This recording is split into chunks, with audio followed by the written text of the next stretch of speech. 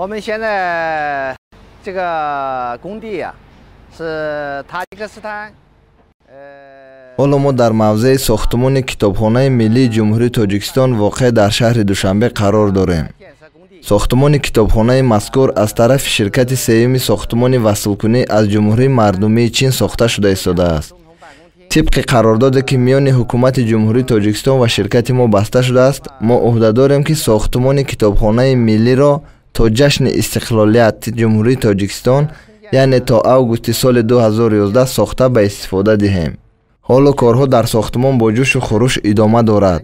дар сохтмони китобхона алҳол 300 нафар сохтмончиён аз ҷумҳурии мардумии Чин ва ҷумҳурии Тоҷикистон кор фаъолият карда истодаанд. чӣ хеле ки мебинед, корҳои оҳани бетонӣ то ошёнаи панҷум ба итмом расидаанд.